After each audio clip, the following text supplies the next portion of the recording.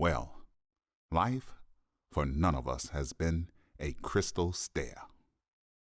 But we must keep moving. We must keep going. If you can't fly, run. If you can't run, walk. If you can't walk, crawl. But by all means, keep moving. Martin Luther King, Jr.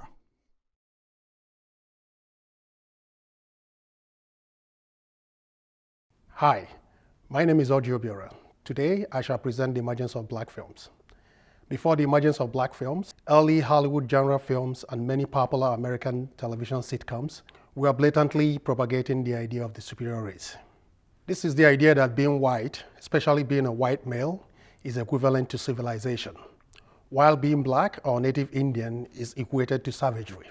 I shall present how the racist, essentialist race narrative, which was blatantly propagated in the early Hollywood pre-1960s film, eventually compelled African American filmmakers to find a way to tell their stories through black films. In my opinion, the incessant rancorous character assassinations and apparent cultural genocide committed against African Americans through early Hollywood films compelled African American filmmakers to find a unique way to express themselves through black films. Therefore, I shall argue that the emergence of the new black cinema of the 1970s is necessary in order to tell the real truth about race relations in America's pre-1960s racially and ideologically fragmented society.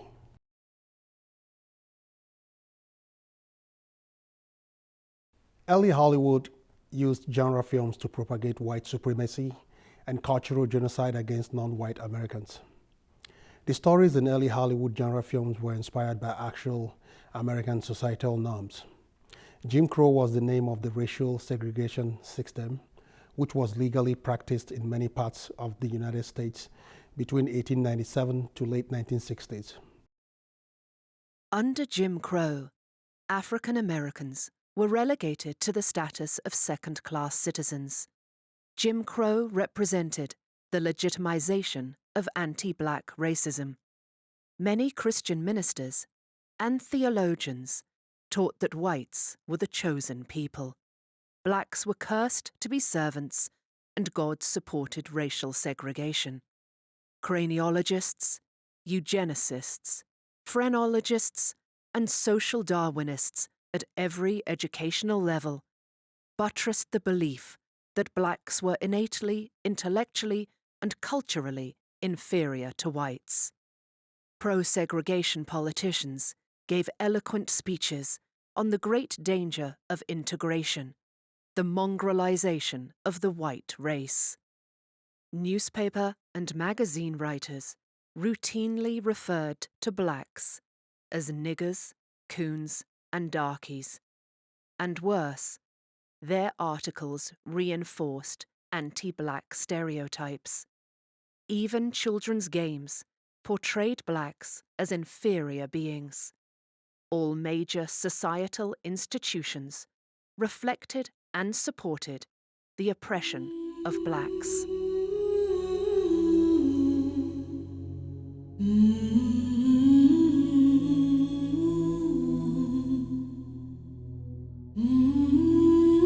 To be or not to be? That is the question. Whether 'tis nobler in the mind to suffer the slings and arrows of outrageous fortune, or to take arms against a sea of troubles, and by opposing, end them.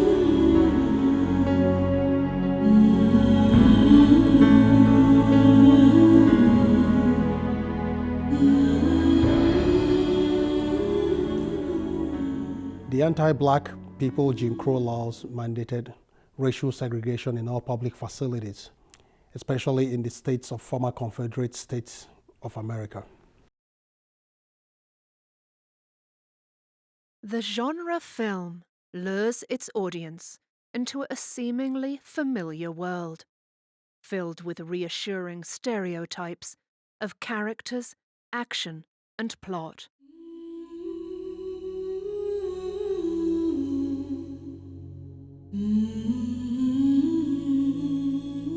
To die, to sleep, no more. And by a sleep, to say we end the heartache and the 1,000 natural shocks that the flesh is heir to.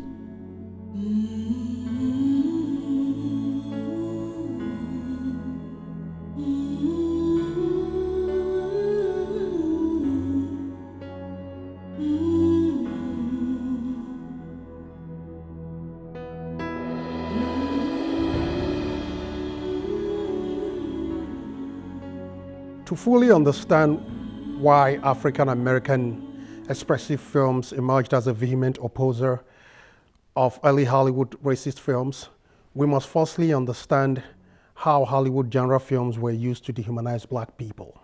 Hollywood westerns, war movies, detective stories, melodramas, and action-adventure films often rely on racial imagery, underscoring the heroism of the white males by depicting them as the defenders of women and children against predatory Indians, Asians, Mexicans, and black people. They use racial differences to signal zones of danger and refuge. They move toward narrative and ideological closure by restoring the white hero to his rightful place in the cinematic system.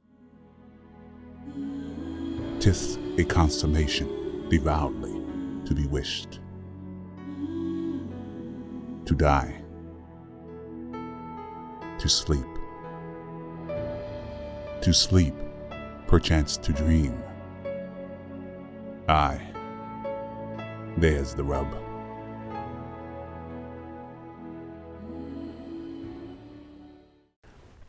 The familiar world and the restoration of the white male in his right place narrative style early Hollywood films presented its audience is the racially and ideologically fragmented Jim Crow American society. The Jim Crow America, where non-white people is perceived as the uncivilized order, the dangerous savage, the non-essential. This propagation of the essentialist race idea in early Hollywood films ultimately led most white Americans who live under the Jim Crow segregation law and ideology to accept early Hollywood racist films as a preferred information and entertainment source. By choosing films it would patronize, the audience revealed its preference and its beliefs, thus inducing Hollywood studios to produce films reflecting its desires. For in that sleep of death, what dreams may come when we have shuffled off this mortal coil must give us pause. There's the respect that makes calamity of so long life. The desires and beliefs the early Hollywood racist films reflected is the fear and disdain for the non-white, the other, the uncivilized savages.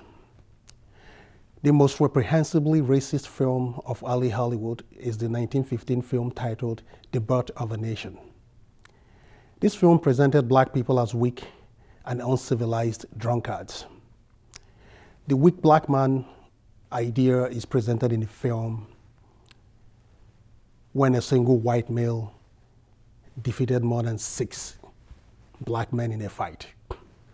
The film also suggested that white American women are in constant danger of being harassed, raped, and killed by black men.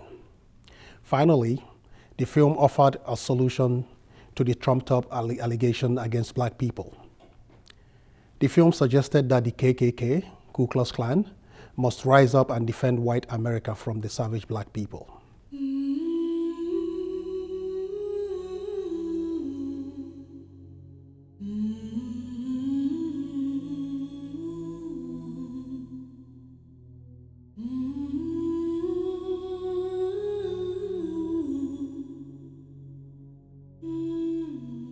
The Western, which is the most dominant film genre of the late 1940s to mid-1960s, is a perfect example of early Hollywood as a genre system.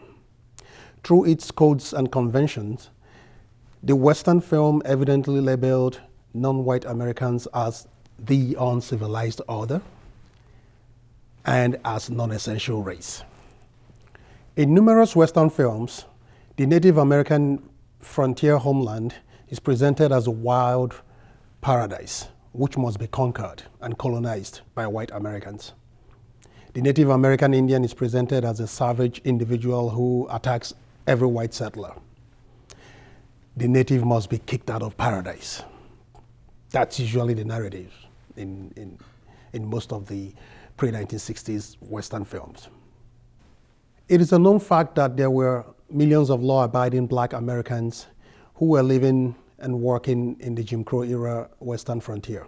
Nevertheless, black people were also presented as non-essentials in Western films. African Americans were demeaned in early Westerns, mainly through racist stereotyping. A typical stereotype was the loyal servant who wanted to be cared for by white people and who performed only menial tasks. This character was naturally funny, childlike, self-deprecating, and always cowardly.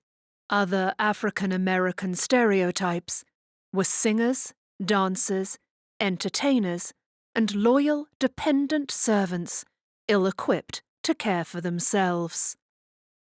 In films set following the Civil War, these characters were often former slaves who voluntarily stayed on the plantation to serve just as they had before the war. Any African Americans who were sympathetic to Reconstruction were depraved, savage, and uncivilized.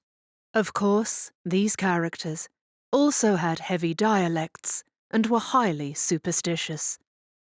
One example of how unexamined racism drives the plot of a Western is in The Lonely Trail, 1936, starring John Wayne and Anne Rutherford, where an elaborate network of plantation servants, former slaves happy to remain around, is in place to warn the white Texas landowners of the approach of the Reconstruction Police.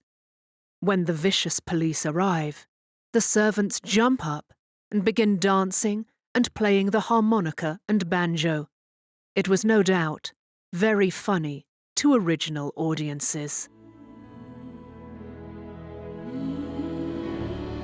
For who would bear the whips and scorns of time? The oppressor's wrong, the proud man's contumely, the pangs of despised love, the law's delay.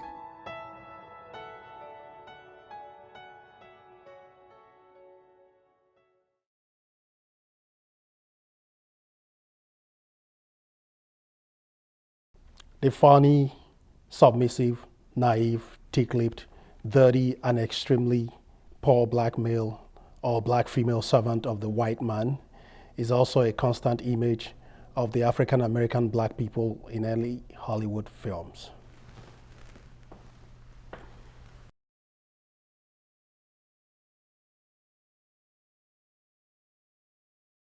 In Hollywood portrayals of blacks, there is also an historical dimension, but this sense of history is vaudevillinous.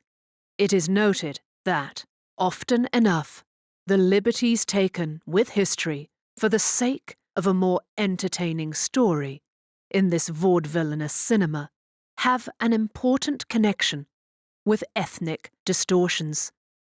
For when a people are distorted on screen, their collective cultural memory is distorted at the same moment. The insolence of office and the spurns that patent merit of the unworthy takes, when he himself might his quietus make with a bare buttkin. Who would Pharos bear to grunt the sweat under a weary life?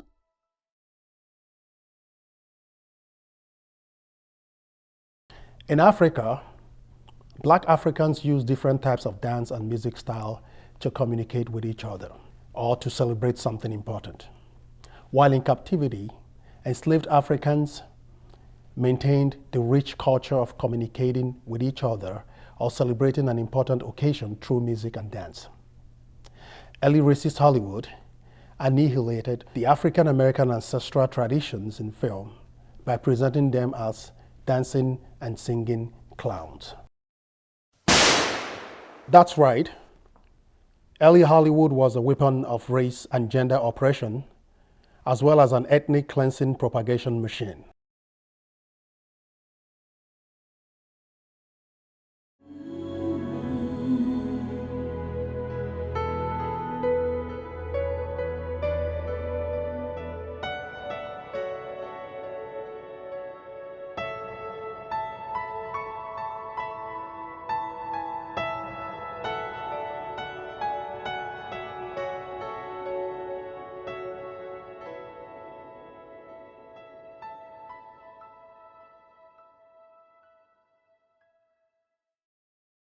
The early Hollywood cultural genocide against Black people continued unabated during the 1950s and 1960s. Even in the theaters prior to 1965, Black Americans were constantly subjected to the same racist treatment carried out against them in films. Black Americans were compelled to go to special theaters or deal with special accommodations.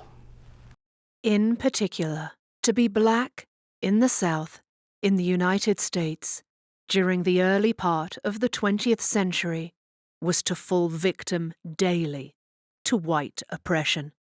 This is because of the fact that Jim Crow segregationist law caused nothing but total humiliation for Black Americans.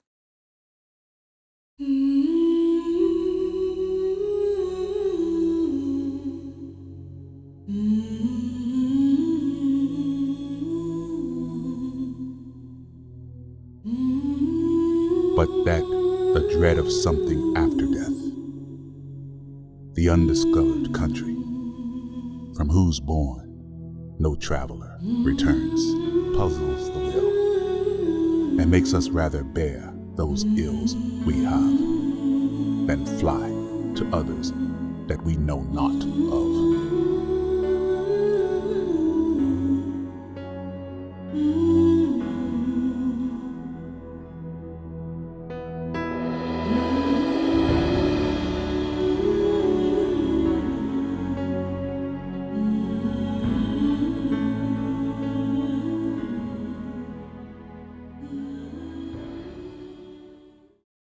Many factors beyond the control of the theater owners eventually compelled them to start desegregating the theaters. Firstly, financial incapacitation was a major factor. They were losing customers. Secondly, white people were relocating to the suburbs. Thereby, many theaters began looking for an alternative means to generate revenues. Thirdly, Black people were the largest racial group who lived near these theaters, and they are the major customers the theaters had.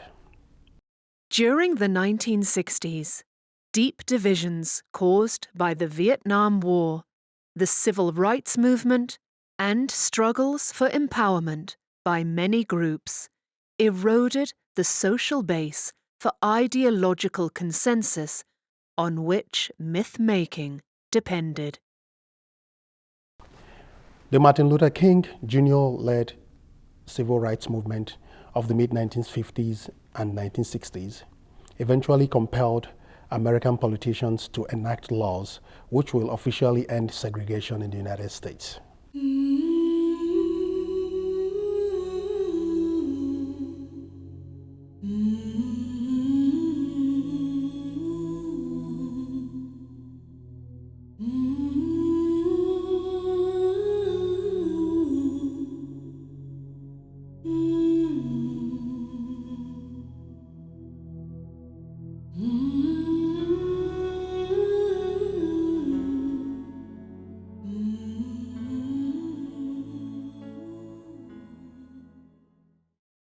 So, what happened to the racist films early Hollywood used as a segregationist tool during the period movie theaters were segregated?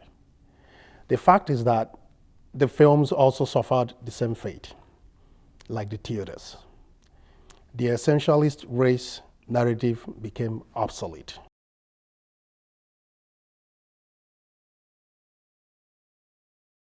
The chaotic social and political upheaval of the late 1960s questioned and challenged fixed genre conventions of early Hollywood racist films. The idea of social hierarchies as being necessary and inevitable suddenly became an openly challenged notion in the late 1960s. Furthermore, the idea of the essentialist race narrative, which early racist Hollywood propagated, was clearly condemned and rejected in this period. The racial crises of the late 1960s in the United States gave rise to genre anxiety, to changes in generic forms affected by adding unconventional racial elements to conventional genre films. The genre anxiety of the 1960s is evidenced through the movies of the revisionist filmmakers who turned the codes and conventions of the old Hollywood films on its head. In the mid-1960s, Sergio Leone used his revisionist spaghetti western films to present a new era of genre subversion filmmaking style in Hollywood. His Dollars trilogy featured Clint Eastwood. The first film of the Dollars trilogy is titled A Fistful of Dollars, 1964. The second is titled For a Few Dollars More, 1965. The third one is titled The Good, the Bad, and the Ugly, 1966. In the Dollars trilogy, there are no clean-look white male sheriff. There are no native Indian who will be chased out of the western frontier. In the Dollars trilogy, anyone can be the good or the bad guy. The other revisionist film, which came after the Dollars trilogy, elevated the anti-early Hollywood Western narrative style to a new level. In 1969, Sam Peckinpah introduced a type of nihilistic violence which has never been featured in any Hollywood film before. The film, titled The White Bunch, featured a bunch of dirty and rugged men who will survive in any situation by any means necessary. The film featured a gun massacre scene which will shock and awe hardcore violent movie spectators of today. In this film, nothing is sacred. Filmmakers from aggrieved racial communities have a particularly complicated relationship with genres. To attract audience investment and engagement, they need to cater to the conventions of genre expectations.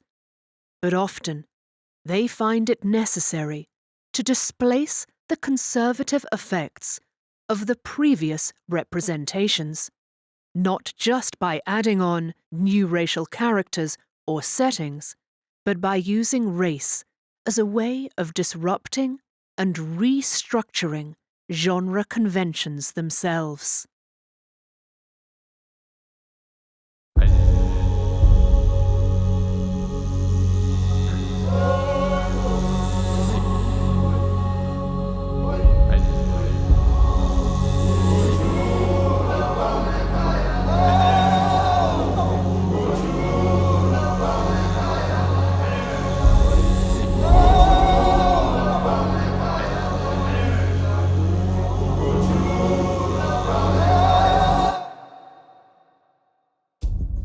We declare our right on this earth to be a human being, to be respected as a human being, to be given the rights of a human being in society on this earth, in this day, which we intend to bring into existence by any means necessary.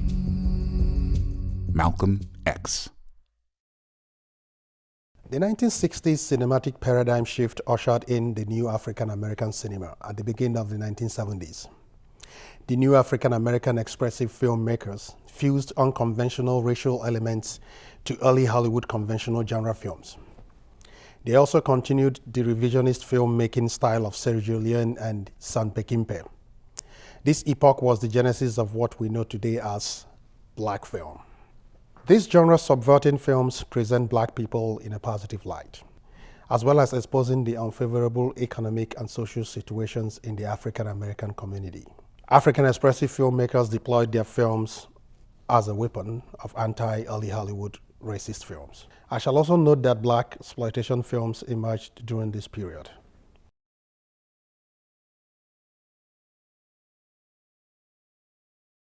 Black people were not always presented in a positive light in blaxploitation films.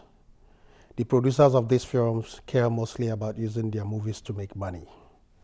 Blaxploitation movies, group of films made mainly in the early to mid-1970s that featured black actors in a transparent effort to appeal to black urban audiences.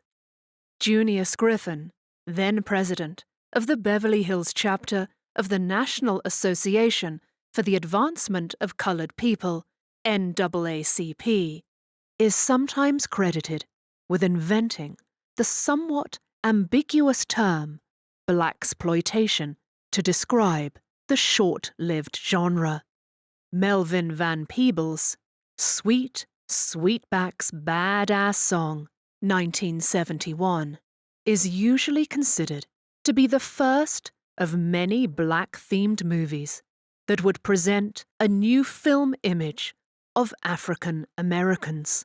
During the first half of the decade, more than 200 movies of that type that broke existing film stereotypes by presenting self-possessed black men and occasionally women, notably Pam Grier, in control of their own destinies were made in genres including horror, notably Blackula 1972, westerns, Buck and the Preacher 1972, comedy, Watermelon Man 1970, drama, Baby Needs a New Pair of Shoes 1974, and, by far the most popular subgenre, action, Shaft 1971. But from the outset, African American critics found the stereotypes made possible by the behaviors of the heroes and heroines of the films, which often included drug dealing, violence, and easy sex, to be the most pervasive and damaging effect of the movies.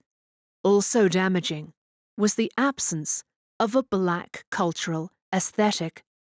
Studios received much criticism for their careless eagerness to cash in on the blaxploitation trend.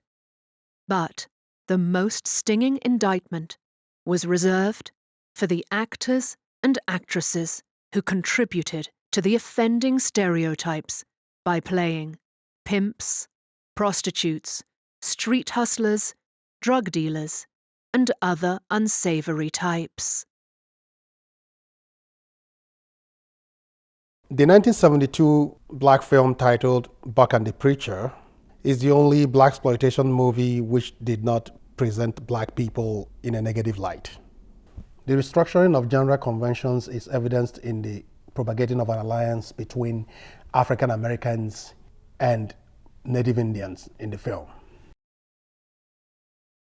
In addition, by challenging the integrity of the frontier myth and showing the internal and external contradictions of the 19th century U.S. society, Buck and the Preacher destabilizes the Western itself, undercutting its status as a foundational story about origins in order to expose the contradictions it always served to conceal.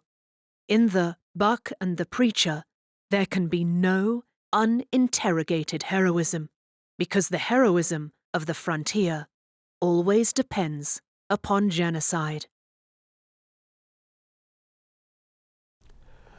In this genre-subverting and anti-racist film, the notion of the essentialist race is clearly confronted, questioned, and rejected.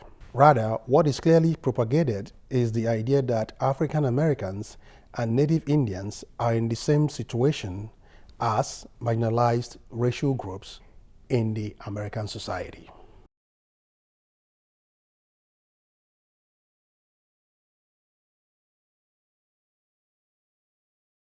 Every work of art is usually modeled after what came before it. Some new African American cinema filmmakers copied the Italian neorealism filmmaking style. Italian neorealism, neorealismo in Italian, is a style of film characterized by stories set amongst the poor and working class, filmed on location, frequently using non-professional actors. Italian neorealist films mostly contend with the difficult economical and moral conditions of post-World War II Italy, reflecting the changes in the Italian psyche and the conditions of everyday life, poverty and desperation. Neorealism is properly defined as a moment or a trend in Italian film, rather than an actual school or group of theoretically motivated and like-minded. Charles Bonnet used the Italian neorealist film style in the film Killer of Sheep 1978 to suggest that in America there are no hierarchies. Everybody is equal. Bonnet shunned the notion of individualism, which Hollywood films promote through its structured linear narratives and close-up editing style. Many black films of today are still inspired by the Italian neorealism filmmaking style. They use non-professional actors, real locations, and natural lightings to tell their stories. The treatment of space generally reminds us that linear perspective was an invention and once the exclusive preoccupation of post-medieval Western art.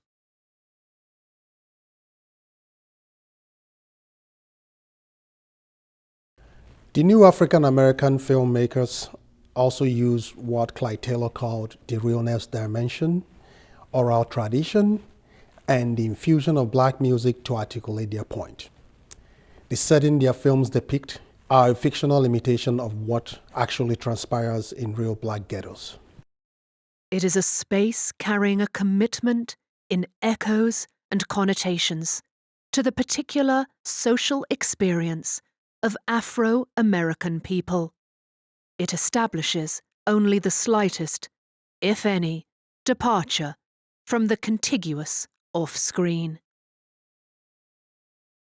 Clyde Taylor narrated the story of how one cameraman was accosted by the Los Angeles Police Department while filming the film Bush Mama by Haile Gerima in 1979. The mere sight of a black man with a camera in a neighborhood of Los Angeles is a cause for alarm in America. Ironically, Taylor noted further, the film Bush Mama is about the policing of the black community by school officials in and out of uniform who intrude their behavioral directives into the most ultimate reaches of its residents. This is one of the example of the realness dimension which is associated with black films.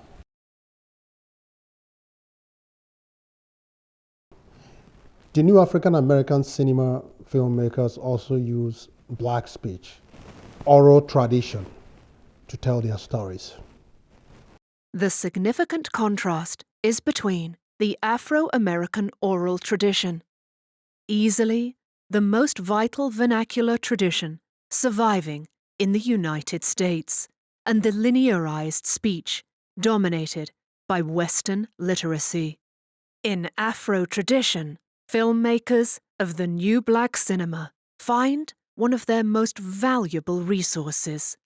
Oral storytelling tradition eventually became abundantly available in documentaries and ethnographic films made by black and white filmmakers about the Afro-American oral traditions, or its related expressions in films such as American Shoeshine, 1976, and Let the Church Say Amen, 1972. The use of the Afro-American speech enabled black filmmakers to make their films look and sound uniquely black. In its search for its own voice, for a film language uncompromised by the ubiquitous precedents of the dominant cinema, the new black cinema is making productive explorations into the still undominated speech of black people. Early Hollywood films comes with a white American or European music. This is an obvious obstacle for the black American filmmaker who wants his film to sound and look black. Their use of music in film is more sentimental and less literary than conventional Western practice.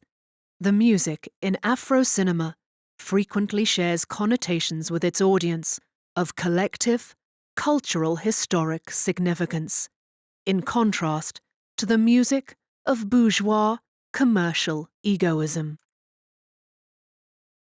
Black music in black film is a major part of the narration. It is a speech on its own.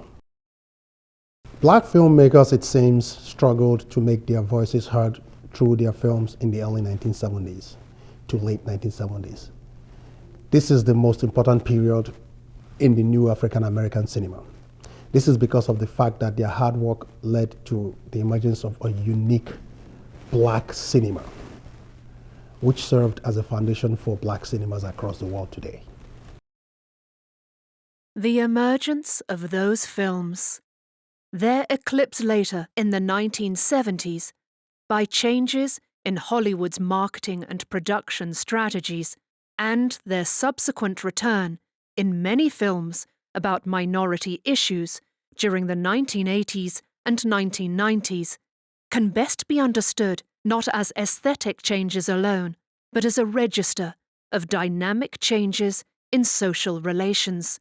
Not only did more new black film styles, like the hood flick and funky noir, emerge later on, filmmakers like Spike Lee, Ice Cube, and Tyler Perry also emerged.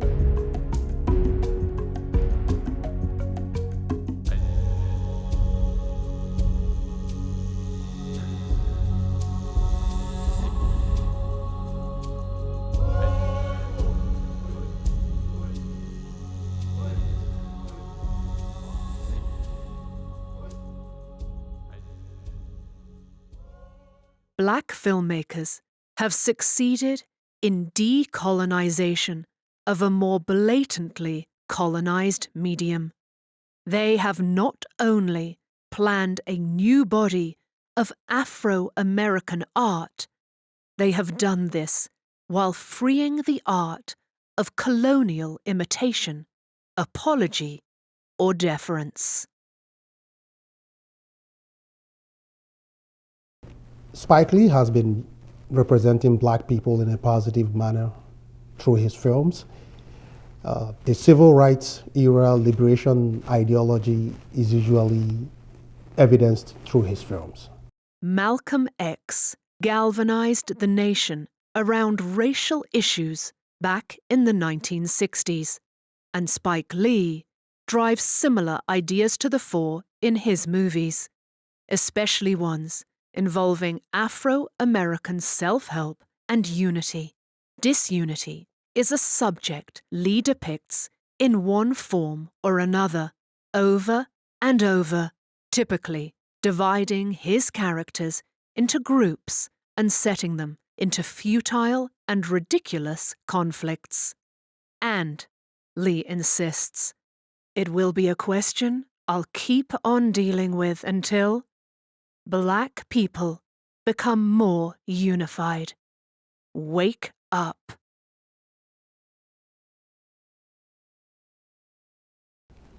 Hopefully, black filmmakers of today will not imprison the black image their predecessors like Sidney Poitier, Charles Bonnet, Spike Lee, and others fought hard to liberate through their expressive films. As a medium whereby black people disseminate their story, black films did not just entertain and inform its audience. It became a weapon of anti-black dehumanization. The question now is, which African-American filmmaker will come after Charles Bonnet, St. Clair Bond, Spike Lee, Mario Van Peebles, Keenan Ivory Wayans, John Singleton, Antoine Fuqua, Allen and Albert Hughes, F. Gary Gray, Ice Cube, Tyler Perry, Lee Daniels, Ava DuVernay, and Ryan Coogler. How would that African-American filmmaker use her film or his film to present the black experience in today's United States of America?